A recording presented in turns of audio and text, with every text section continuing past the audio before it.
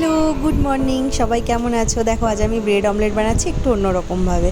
আজকে আমরা 4 জন খাবো, তো ওই জন্য 6টা ডিম নিয়ে তার মধ্যে পেঁয়াজ, কাঁচা লঙ্কা, 2 চামচ বেসন, গোলমরিচ দিয়ে ভালো করে ফেটিয়ে নিয়ে ফ্রাইং প্যানের মধ্যে তেল দিয়ে তাতে এভাবে পাউরুটিগুলো ভেজে নিয়েছি। সবাই বানিয়ে দেখো, ভালো লাগবে কিন্তু খেতে। আর এটা বানিয়েছি চিলি প্রন আমার স্টাইলে।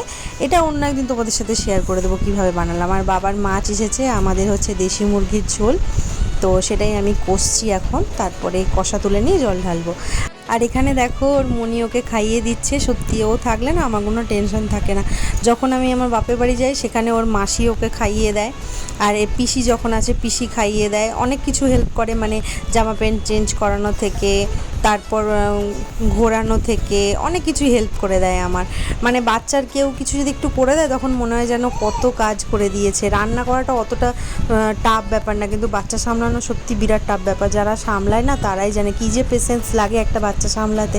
তো সত্যি অনেক হেল্প হয় আমার ওরা থাকলে। তো চলো এখন আজকে কাকুর বার্থডে সেলিব্রেট কীভাবে করছি তোমাদের সাথে শেয়ার করি চলো।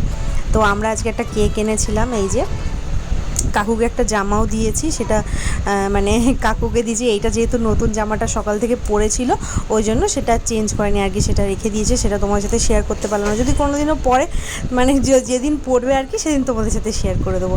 আর এই যে এখন কাকু কেক কাটছে মেয়েকে নিয়ে, এখানে কেক কাটছে। কাকু আমাদেরকে বিরিয়ানিও খাইয়েছে, মিষ্টি দিয়েছে, বিরিয়ানিও দিয়েছে। তো আমরা সেটা আজকে জমিয়ে খাবো আর কি।